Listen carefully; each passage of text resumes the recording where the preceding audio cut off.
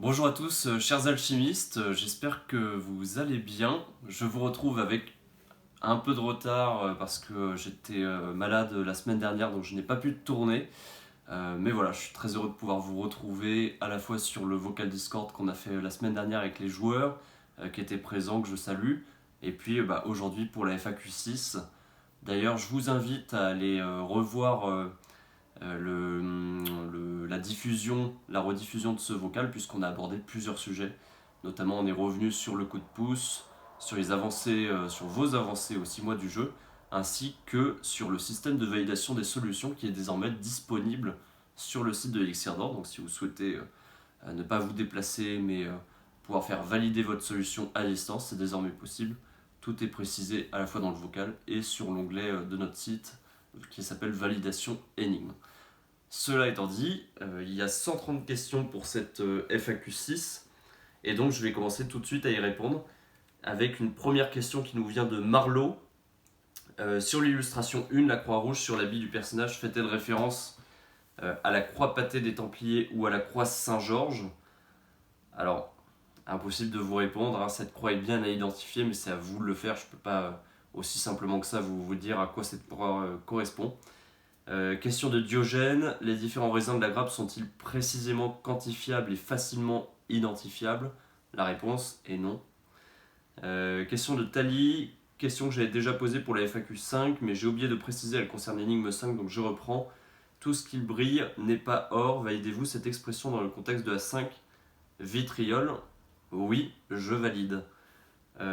Question de Toshiba, vous avez répondu en FAQ 5 que le L majuscule de Sinclair sur l'aile aurait dû être écrit en minuscule mais que ça ne changeait rien par rapport à l'énigme. Qu'en est-il alors du C de Claire et toujours dans l'énigme 1 du V majuscule de Veritas et du M minuscule de M-R-SM? Alors Veritas a une majuscule pour souligner son importance, sur le reste ce n'est pas capital dans le jeu. Vous pouvez considérer que c'est une petite faute d'orthographe. Question de pas le lundi, vous m'avez répondu dans la FAQ 5 que la grappe est visible de jour comme de nuit. Faut-il cependant un appareil spécifique pour la voir de nuit ou par temps couvert? Je reviens également sur le S volontaire de raisin. Peut-il être présent pour pouvoir s'associer à un autre mot? Alors non, vous n'avez pas besoin d'appareil spécifique. Et s'agissant du S de raisin, c'est la même chose que pour le O, qui fait beaucoup de débat sur l'un des éléments de l'énigme 1. Ce sont deux éléments qui vous permettent d'aller un peu plus loin dans l'énigme 1 pour la résoudre complètement. Car voilà, que ce soit sur le vocabulaire ou l'étymologie, ça ne vous donnera pas l'explication de ce S ou de ce O. Question de E. La grappe de raisin est visible de nuit, mais est-elle visible une nuit nuageuse sans lune où l'éclairage public est en panne? Merci beaucoup pour vos questions, toujours pleines d'humour, mais pour vous répondre, hein, oui, elle serait encore visible malgré cela. Est-ce que miser sur le bon cheval peut s'avérer payant à plus d'un titre? Alors, pas dans l'énigme où c'est écrit, mais il y a plusieurs chevaux dans le jeu, et donc c'est important de bien miser toujours sur le bon cheval. Question de Titoun. La grappe de raisin se voit toute l'année à n'importe quelle heure du jour comme de nuit, mais se voit-elle dans le monde réel ou n'existe-t-elle plus? Alors, écoutez, c'est sans doute la meilleure question que j'ai reçue sur la grappe de raisin, car en effet, une partie de cette grappe n'existe plus aujourd'hui, vous avez tout à fait raison. Dernièrement, vous avez dit que la grappe n'est pas comestible. Pour autant, est-elle liée à une forme de culture au sens large du terme et peut-on alors s'en nourrir au sens figuré? Oui, tout à fait. Question. Dernièrement, vous avez dit que la grappe n'est pas comestible. En plus de ne pas être comestible, pourrait-elle me provoquer une indigestion? Alors, si vous parlez d'une indigestion mentale, bien sûr, hein, c'est tout à fait possible. Donc, il vaut mieux y être un peu préparé. Question de Dany74. Vous nous avez demandé si le blaireau et le cheval de Troie étaient de mèche. Nous vous avons demandé, pardon. Vous avez répondu non. Qu'avez-vous compris de la question? J'ai réfléchi aux moyens d'associer dans votre esprit le blaireau avec le cheval. J'en ai pas trouvé qui pouvait vous permettre d'avancer dans l'énigme, donc je vous ai répondu que non. Question de Lost Chercheur. J'ai reçu le parchemin aujourd'hui. Dans un premier temps, je m'intéresse aux lettres rouges. Pensez-vous que je peux les comprendre dès à présent? Ou me conseillez-vous de comprendre certains points des énigmes avant de chercher et comprendre ces lettres rouges? Alors, vous ne les comprendrez pas sans doute tout de suite, mais vous pouvez commencer par là, comme par autre chose. Dans tous les cas, il faudra passer par là un moment. Question de Mara. Est-ce que la charade de l'énigme 4 nous donne le nom d'une ville? Ça, évidemment, je ne peux pas vous répondre, c'est trop précis. Question de Tali. Est-ce envisageable d'avoir deux pièces différentes pour arriver à deux résolutions différentes ou deux pièces différentes pour une résolution identique? Non, il n'y a qu'une seule pièce à trouver pour cette énigme. Question de Nat89. Quelle image correspond à l'énigme 2 sur le parchemin? Ce n'est pas clair. Alors, que ce soit sur la version numérique ou le parchemin physique, les images se lisent de gauche à droite, puis de haut en bas, comme sur une bande dessinée. Après, sur leur association avec les énigmes écrites, je me suis toujours refusé à la préciser, donc ça c'est à vous de le comprendre. Quelle est l'image qui correspond à ça, c'est la même question. Alors, dans le notabile du coup de pouce, il est dit: il ne s'agit pas d'une septième énigme, vous ne pourrez pas imbriquer ce nouvel élément. Question de Diogène, dans le corpus déjà existant qui suffit en lui-même. En d'autres termes, cela suggère que cet élément est distinct des énigmes précédentes et qu'il ne faut pas essayer de le lier ou de l'inclure dans un ensemble de problèmes ou d'énigmes existants car il est autonome et indépendant. Dans ce cas, il s'agit effectivement de confirmation comme vous l'expliquez, mais quid des choses cachées pour les plus pertinents? Sont également des confirmations? Alors, oui, ce sont toutes des confirmations, ce ne sont pas une nouvelle énigme, donc ils ne vont pas vous permettre d'élargir le jeu, mais plutôt de confirmer ce que vous avez pu trouver qui était bon dans le jeu, donc vous pouvez en faire l'économie si vous avancez déjà suffisamment bien dans le jeu. Question de Lazuli, un support littéraire est-il nécessaire pour résoudre les symboles présents sur la tranche de l'illustration 2? C'est trop précis, je ne peux pas répondre à la question. Question de Titoun, pouvons-nous penser que Dante a une place importante dans la chasse et si oui, à quel niveau? Alors oui, vous pouvez tout à fait le penser, car Dante c'est l'un des plus grands génies d'Italie. Après, je ne pourrais pas évidemment répondre sur quel est son rôle dans la chasse, est-ce qu'il a un rôle et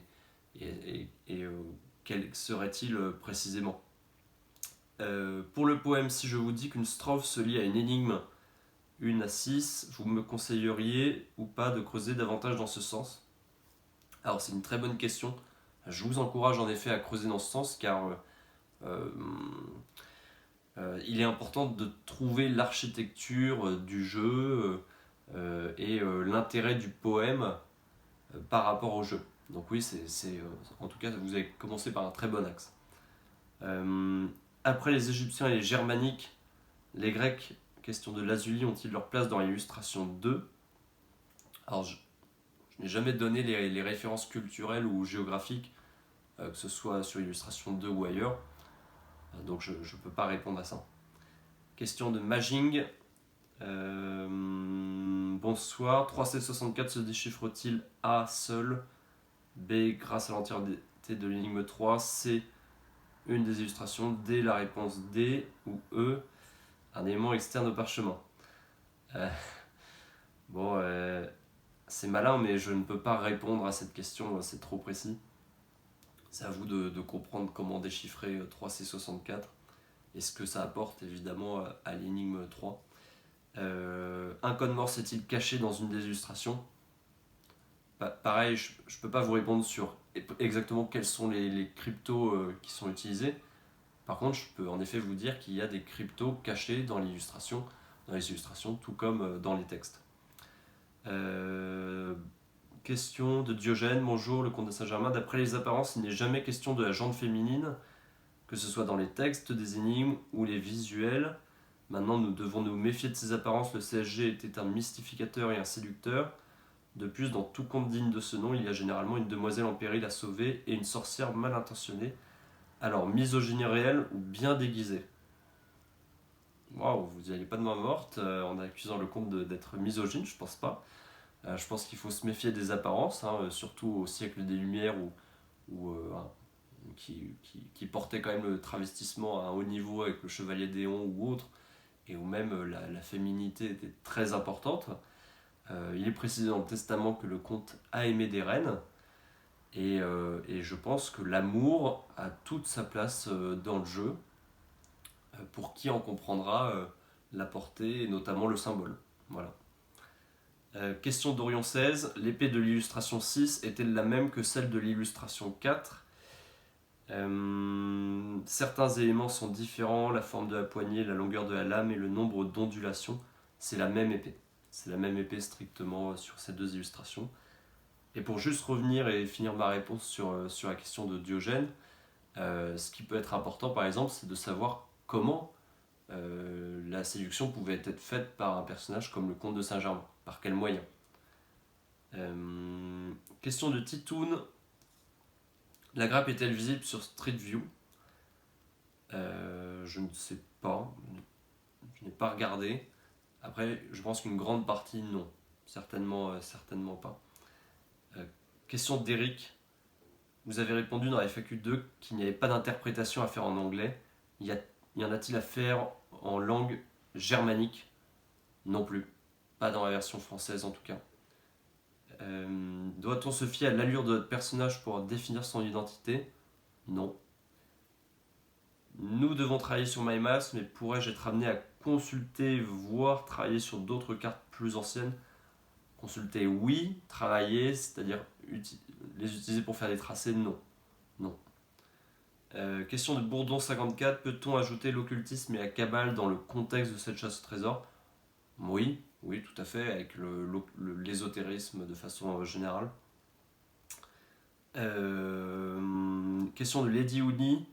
Si je vous dis que je suis arrivé jusqu'à l'emplacement du trésor en menant ma quête comme dans un de ces livres-jeux des années 90, intitulé Des livres dont vous êtes le héros, suis-je dans le vrai ? Alors, pour avoir personnellement adoré ce type de format, oui, l'analogie peut se tenir, car en effet, vous avez un chemin et vous avez des choix à faire qui vont vous amener d'une page à l'autre, donc dans le cas de l'élixir, voilà, d'un endroit à un autre peut-être, ou d'une idée à une autre, et forcément si vous faites les mauvais choix, vous perdez, et c'est vous le héros de votre propre aventure dans le jeu, c'est vous qui pouvez gagner et trouver le coffre, donc oui, quelque part, il s'agit d'un livre dont vous êtes le héros. Question de Jérôme Armaud. Dans le visuel 3, le fait que les deux personnages soient dans un trou est-il important ? Oui. Question de Maging. Avec notre socle de connaissances, pouvons-nous uniquement utiliser le parchemin et MyMaps afin de trouver l'élixir, disons à 90%, ou avons-nous besoin de faire quelques petites transgressions et d'aller chercher des informations simples, mais très guidées par le parchemin ? Alors, le parchemin, vous n'avez besoin que d'acheter, entre guillemets, le parchemin, donc vous n'aurez pas besoin d'acheter des livres rares ou autres, ou de voyager, ou de vous promener un peu partout. Donc c'est le parchemin qui vous sert de base, mais évidemment le parchemin vous ouvre aussi tellement de perspectives, de pistes de réflexion qu'il faut en sortir pour mieux y revenir. Et donc non, 90%, certainement pas. Je pense qu'il faut vraiment bien sortir du parchemin pour pouvoir réussir le jeu. Tout en respectant ce qui vous indique de faire. Question de Jordan MDT, devons-nous apprendre à se servir d'un cercle de réflexion ? Alors, non, vous n'avez pas besoin d'un cercle de réflexion, j'imagine pour les latitudes, longitudes. Seb, bonjour, nous avons 4 éléments rouges dans les énigmes, numéro de titre, texte dans les énigmes 2 et 5 et lettres dans le poème. Y a-t-il d'autres éléments rouges à associer ? Je ne peux pas répondre à cette question, elle est trop précise. Question de Jérôme Armaud. Est-ce que les mots artefacts et reliques sont pour vous des synonymes ou bien représentant des choses bien différentes ? Alors, une relique peut être associée à un artefact. Je crois pas que l'inverse soit vrai. Donc, pour moi, c'est bien des choses qui peuvent être considérées comme différentes. Question de Toshiba, vous avez dit en FAQ 5, l'arbre est précis et en l'identifiant vous comprendrez son lien avec la chasse. Il me semble que certaines taches rouges au milieu du feuillage, soit des feuilles ou des fleurs de l'arbre. Confirmez-vous mon interprétation? Et si oui, cela est-il destiné à nous aider à identifier l'arbre? Alors, je vois ce que vous voulez dire. Après, il me semble que c'est un choix de l'artiste puisque la couleur rouge-rose est plutôt associée au ciel et le feuillage de l'arbre est plutôt vert. Par contre, que le ciel soit de couleur rouge, rose-rouge, ça a son importance. Alors, les deux ont leur importance, mais l'arbre n'est pas un arbre japonais avec des feuilles roses. Question de Majing. Bonjour, connaissons-nous le personnage présent sur les illustrations? A-t-il réellement existé ou provient-il d'un monde fictif? Non, vous le connaissez.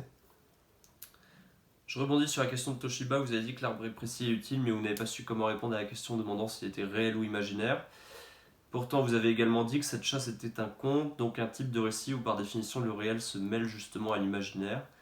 Donc peut-on dire que bien qu'imaginaire, l'arbre a une forme précise qui lui confère au fond une utilité bien réelle et qu'importe son naissance.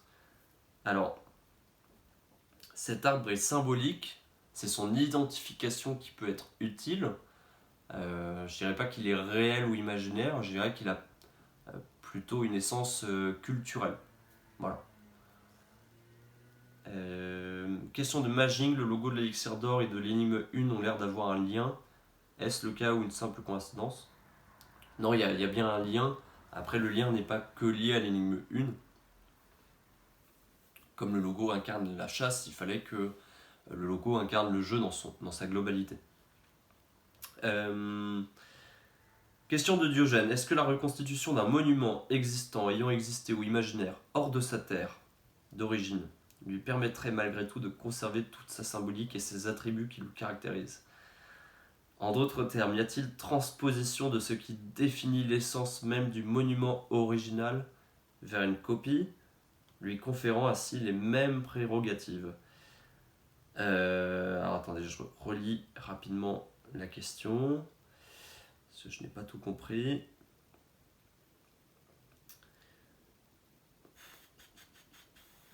Alors, j'ai l'impression que ça dépend des monuments.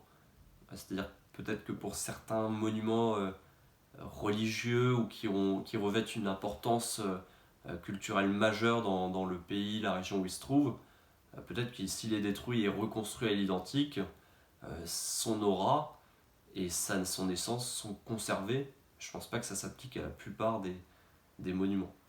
Voilà.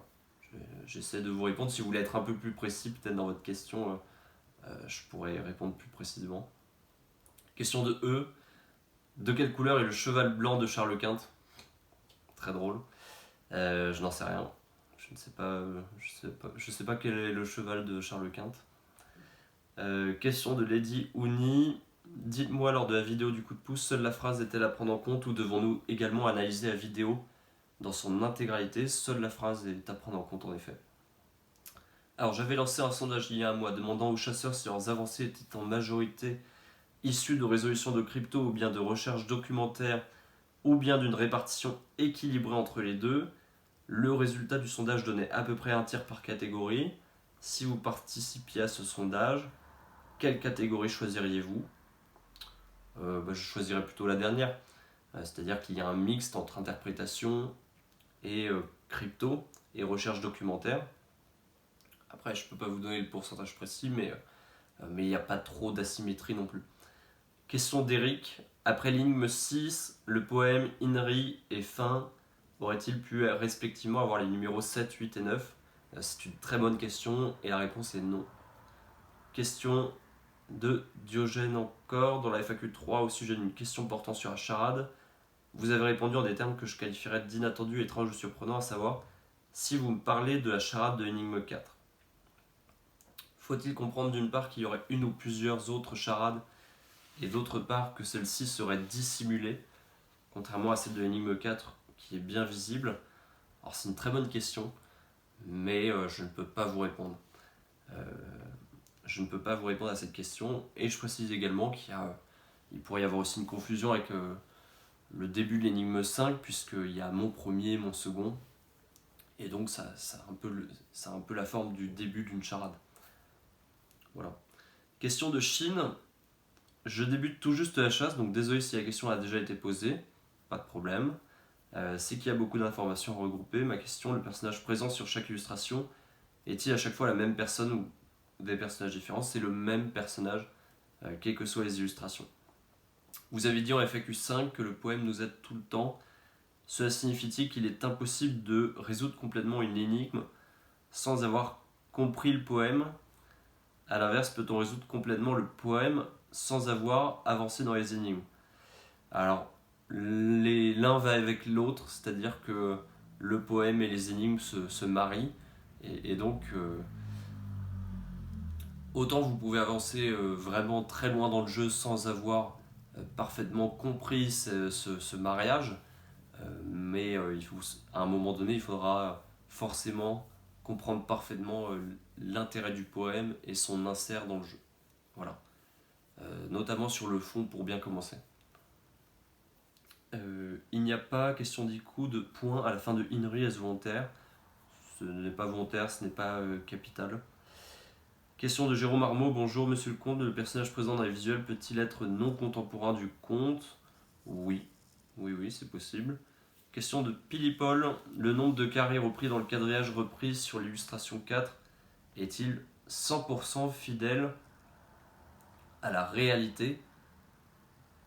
Alors si vous parlez de réalité tangible, non, c'est pas 100% fidèle. Pourriez-vous nous en dire un peu plus sur la nature du sol à creuser? Ah non, impossible. Parce que ça donnerait trop d'indices sur la région ou au contraire là où ça ne pourrait pas être, et ça gâcherait un peu l'intérêt des énigmes. Je peux pas me prononcer là-dessus. La pierre triangulaire reprise sur l'illustration 5 sur la gauche, pourrait-elle être la pierre marquant l'emplacement? Pareil, c'est un peu trop précis. Rassurez-nous, un sanglier ne pourrait mettre fin à notre quête au moment décisif. C'est un peu pareil encore.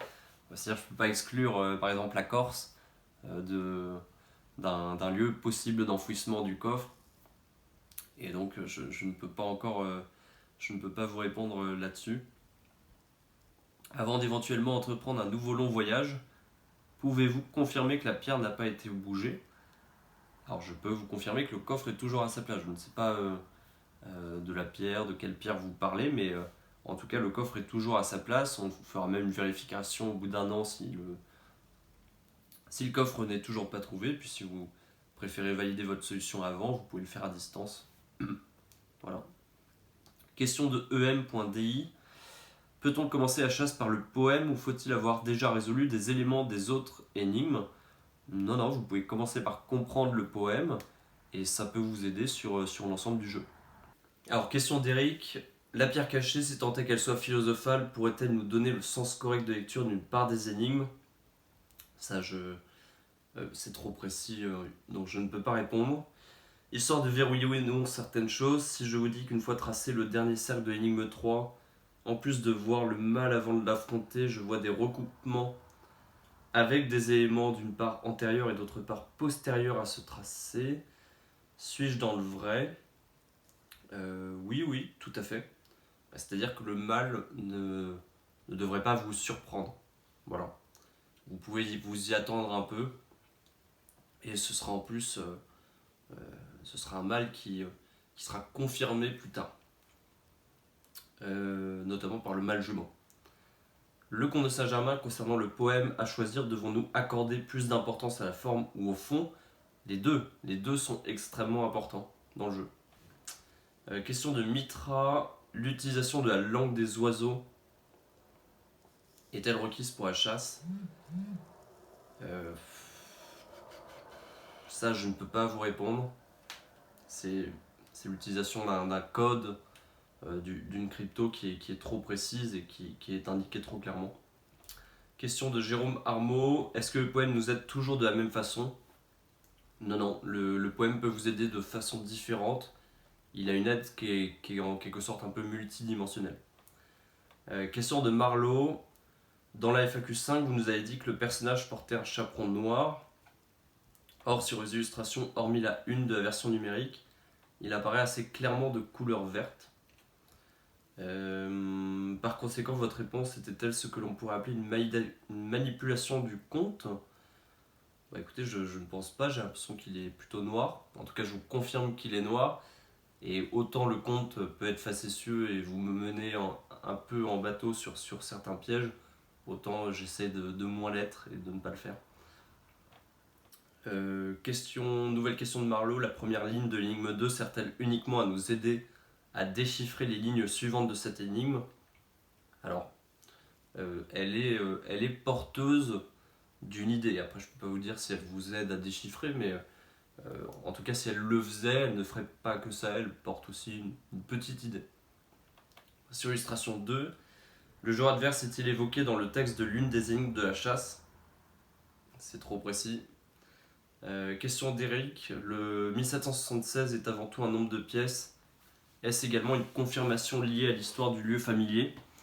Alors c'est avant tout le nombre de pièces, mais ça peut aussi avoir une autre signification.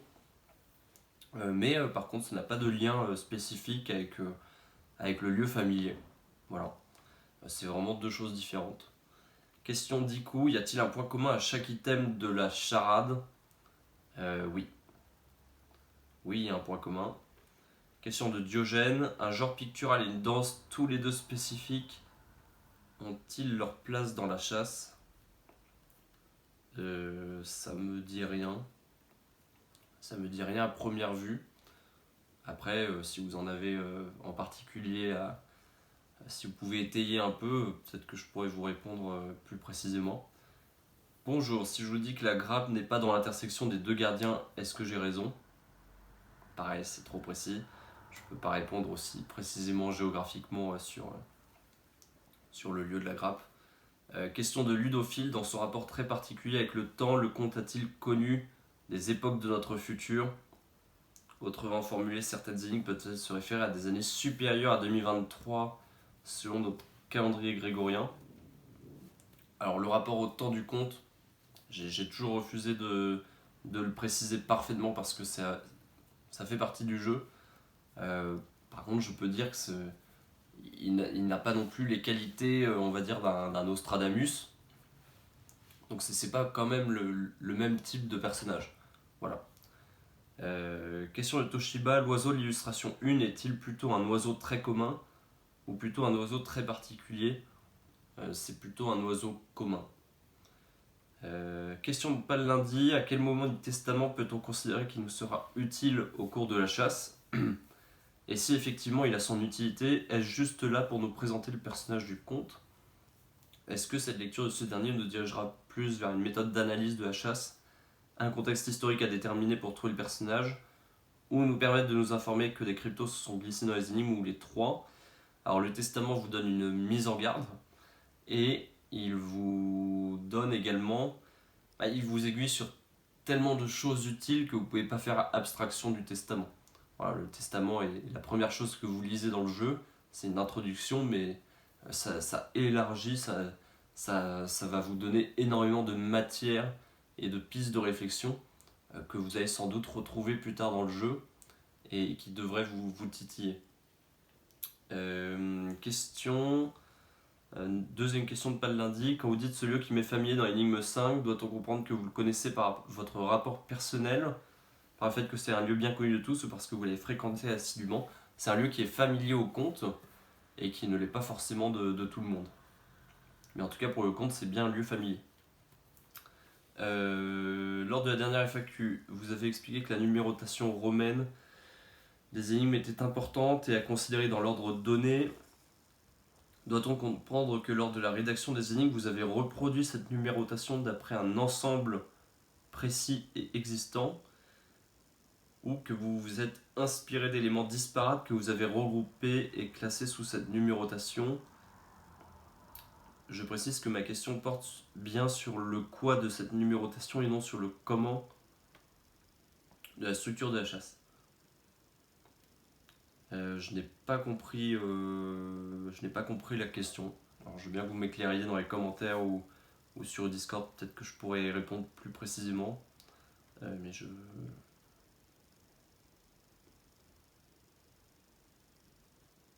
Non, je vois pas. Je comprends pas. Désolé. Question de Silmaril. Votre affirmation que les versions anglaises et espagnoles risquent plus de nous tromper que de nous aider me chiffonne un peu. Cela pourrait-il que la méthode employée pour interpréter un élément ne soit pas la même sur la version de chaque pays? Le risque que vous évoquez serait alors d'éliminer arbitrairement une solution, car elle serait par exemple liée à une signification au double sens du mot en français, donc difficilement reproductible dans une autre langue. Alors le risque, c'est que la difficulté n'est pas au même endroit, et donc pour garantir l'équilibre de la difficulté entre toutes les versions, il y a eu un travail de rééquilibrage qui fait que les points durs ne sont pas forcément aux mêmes endroits, que les solutions aussi sur la forme, même si elles amènent au même lieu qu'est le coffre, peuvent être différentes. Et donc, c'est tout simplement pour éviter que des comparaisons un peu brute force facilitent les joueurs qui compareraient les deux versions. Et évidemment, il y a aussi quelques pièges à éviter dans la comparaison des traductions. Mes respects du matin énigmatique aristocrate aux 1000 visages. Avant même de penser à résoudre la charade, ces 6 termes pourraient-ils nous aider de façon incidente à résoudre d'autres énigmes? Alors, en effet, les items de la charade n'ont pas été choisis au hasard, donc certes, ils vous aident à résoudre l'énigme 4, mais ils ont aussi un lien avec le jeu que je ne préciserai pas, mais il y aurait pu y avoir d'autres éléments pour résoudre cette charade, et avec mon frère, on a choisi cela précisément. Inana7, ma question porte sur le rapporteur du visuel 2. Celui-ci nous indique-t-il un angle précis ou simplement la notion d'angle? Alors, ça ne se voit pas très bien, mais il y a quand même des petits traits pour mettre les distances 22,5, 45. Et donc vous voyez que le rapporteur indique quand même un angle qui est juste en dessous de 22,5, peut-être 18 par exemple. La forme des pictogrammes de l'énigme a-t-elle une importance toute particulière, notamment pour identifier de manière formelle la grappe? C'est trop précis, je peux pas répondre dessus. Le parchemin numérique affiche des éléments qui ne sont pas sur la version papier, notamment à 3 points ainsi que des pictogrammes. Est-ce un bug d'affichage tout à fait fortuit où les différences peuvent exister? Alors, je crois que c'est un mini bug d'affichage. En effet, je l'avais vu, le 3 points sur le testament. C'est pas à prendre en compte. Et après, sur les autres mini-bugs, si vous pouvez me les faire remonter, j'essaierai de les corriger. Auriez-vous pu placer les 3 points qui forment un triangle ailleurs qu'à la suite de l'énigme 6? Oui. Question de Timmy87.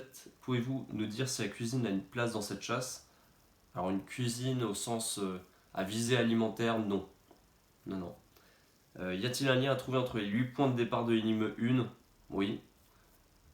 Concernant les runes inscrites sur le dos du livre, aurais-je tort de penser que la dernière du bas n'a pas ou peu d'importance?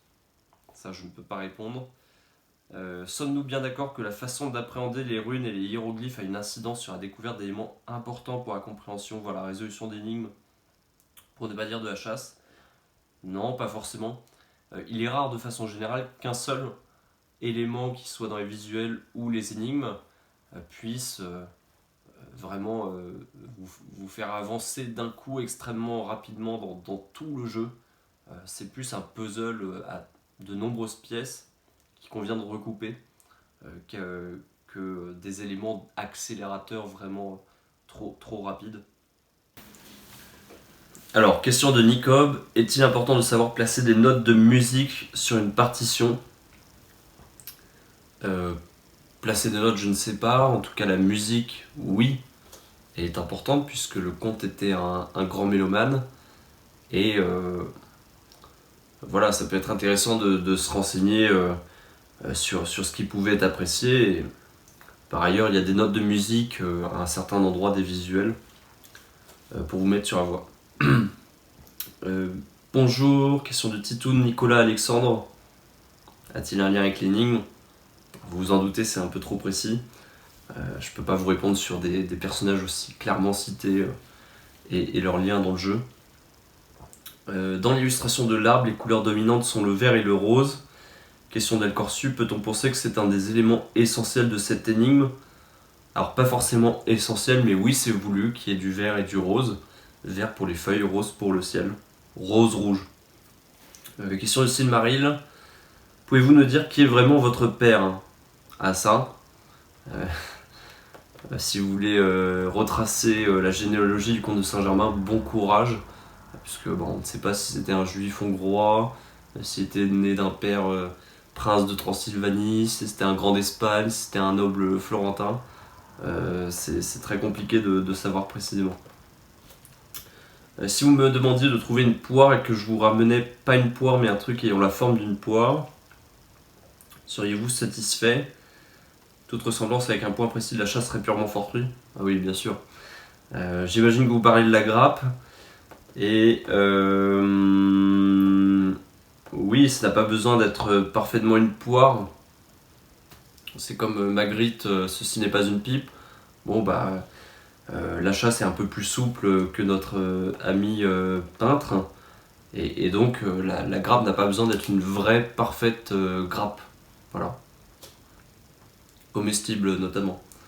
Serait-il possible qu'un élément important d'un visuel, une fois correctement nommé, prenne vraiment son sens par son absence?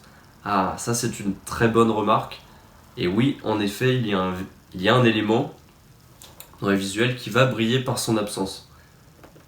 Et pour l'instant, je ne crois pas qu'il ait été découvert. Question d'El Corsu. Pour moi, la charade nous aide à trouver la relique, mais pas seulement, elle nous amène aussi sur un nouveau lieu.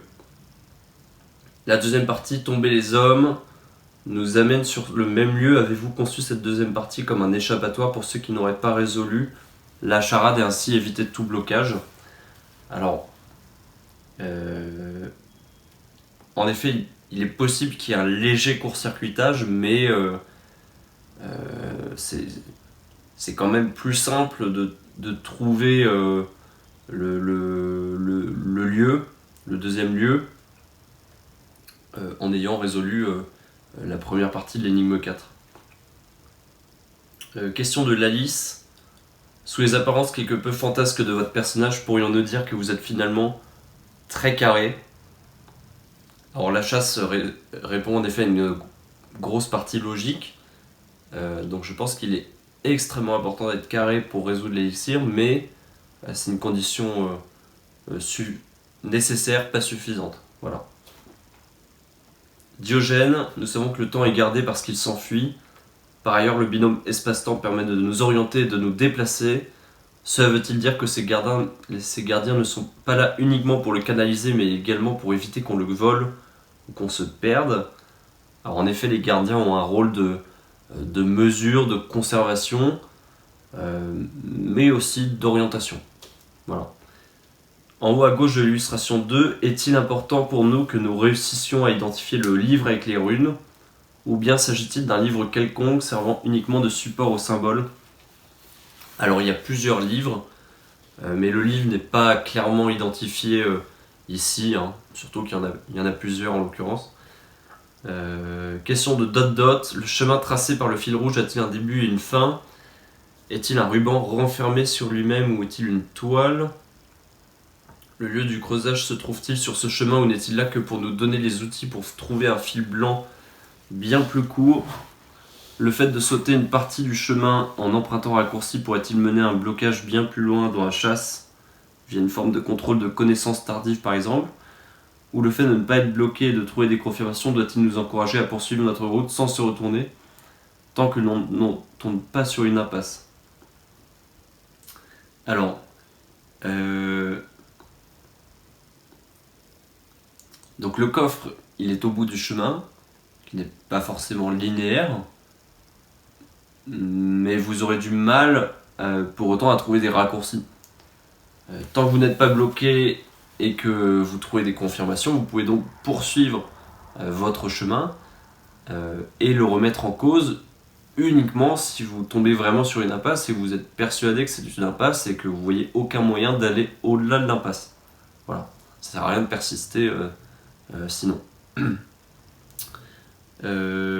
Question de Toshiba, vous avez dit en FAQ3 qu'au moment où nous devions planter le lierre de la connaissance, celui-ci n'était pas déjà en notre possession. Si je vous disais que j'ai trouvé le lierre dans une énigme précédente, vous me répondriez c'est impossible ou miraculeux, ou bien c'est tout à fait possible. Ça me semble impossible parce qu'il n'était pas cité avant, donc vous n'auriez pas pu avoir cette idée, à mon avis, naturellement, et donc le posséder avant. Question de Diogène, lorsque vous dites que la grappe n'est pas comestible, nous sommes bien d'accord que votre propos concerne uniquement la nourriture du corps et non celle de l'esprit, bien sûr. La vérité est dans le jus de vigne, hein, donc je parlais bien de comestibilité pour le corps. La pierre importante est-elle une première pierre ou une deuxième ou une dernière pierre au sens de finalisatrice? Se retrouve-t-on face à une porte ou doit-on franchir un seuil à un moment donné de notre quête? Alors, concrètement, une porte, un seuil, ça je peux pas répondre, mais métaphoriquement oui. C'est-à-dire que vous ne pourrez pas résoudre l'élixir si vous n'avez pas métaphoriquement franchi ou fait quelque chose qui vous dépasse en quelque sorte. Métaphoriquement, hein, je précise. Hein. Je vous encourage par exemple à regarder les expériences de mort imminente pour voir un peu quelles sont ces expériences un peu de décorporation, de tunnel, de challenge un peu individuel. Bon, alors sans être une analogie avec l'élixir, hein, mais il y a quelque chose qui se rapproche en tout cas. Question de Silmaril. Quand vous employez le terme relique, vous référez-vous à la définition stricte religieuse ou celle utilisée en biologie, à moins que ce soit la vision littéraire qui l'emporte, c'est-à-dire un objet témoin du passé? Alors, ça peut être à la fois la vision littéraire ou religieuse, ça ne peut pas être par contre la vision biologique. Je préfère l'exclure. Peut-on résoudre la chasse sans avoir compris l'utilisation du poème? Non. Je pense que vous l'aurez compris maintenant, je le répète sans cesse. The Director, si jamais le fait de trouver l'élixir d'or à travers une illumination, est-ce validé? Alors, si par illumination vous dites hasard, non. Parce que évidemment il faut avoir le cheminement correct pour être déclaré vainqueur. Mais la chasse fait la part belle tout de même à un moment à une forme de illumination, c'est-à-dire qu'il faut avoir quand même une idée pour trouver le coffre qui doit venir de vous-même et c'est en ce sens-là qu'on peut dire qu'il y a quand même une sorte d'élu, la chasse qui va choisir quelqu'un pour gagner et pas l'inverse. Question de Firenze, si je vous dis que le rose et le vert prédominant dans l'illustration 1 provient plus d'un choix artistique que d'une volonté propre du conte, suis-je dans le juste? Non, ces couleurs sont voulues. Question d'Iku, le coup de pouce, 1620 dans le coup de pouce est bien une date? Oui. Si jamais la phonétique est utilisée dans certains indices ou résolutions, oui, de façon très subtile, mais oui, un peu de phonétique. Est-ce que Abel en ferait partie? Non, pas de lien direct avec Abel. Question de Wisher. Comment pouvons-nous être sûrs d'avoir terminé la résolution d'une énigme? Vous parlez de confirmation dans d'autres énigmes visuelles. Mais si nous ne trouvons pas ces confirmations, pouvons-nous être tentés de continuer à chercher d'autres résolutions? Alors oui, vous pouvez tenter d'autres résolutions parce que les confirmations n'ont pas toutes le même niveau de lucidité. Après, il faut quand même avancer le plus loin possible avant d'être certain de revenir sur vos premières intuitions, qui peuvent être parfois les bonnes. Voilà. Question d'Elcorsur, de nos décryptages, est-ce qu'une demeure est un des points de repère de notre deuxième échelle? Impossible de répondre à cette question. Question de em.dit, nos 3 chevaliers sont-ils bien Iverson? Pareil, je pense que ça concerne un élément qui n'est pas en clair dans le jeu, donc je ne peux pas y répondre. Si je venais à être enfermé dans la chambre cachée, y trouverais-je au moins un minimum de confort pour y passer les nuits? Non. Non, la chambre est plutôt sinistre. Donc, je pense pas que ce soit très confortable. Une fois trouvé la première relique, sommes-nous bien capables, grâce à celle-ci, 1. D'identifier l'autre trésor? Oui. 2. De voir le mâle jumeau? Oui. 3. D'affronter le mal? Non. Non, vous ne pouvez pas encore affronter le mal avec la relique. Tony25, la grappe de raisin peut-elle être une œuvre d'art que l'on accroche sur un mur et que l'on peut exposer au Louvre? Non. La grappe de raisin, c'est la même question, pardon. Qui est l'artiste crypteur? Question de Mitra. Je ne sais pas ce que ça veut dire. Je comprends pas. Peut-être vous pouvez expliquer un peu mieux votre question et j'essaierai d'y répondre. Question de Rick. Lorsque nous avons tracé les gardiens et donc que nous voyons en entier sur la carte, sommes-nous assez haut ou trop haut pour voir la grappe? Pareil, impossible de répondre. Question de Marlowe. Dans l'énigme 1, est-ce que le S à la fin du mot raisin peut nous donner une indication sur l'endroit précis d'où l'on doit partir pour la chasse? Alors là-dessus, voilà, je vous invite à revenir un peu en arrière dans la FAQ. J'ai répondu au S et au O. Dans l'énigme 1, comment ça peut être interprété.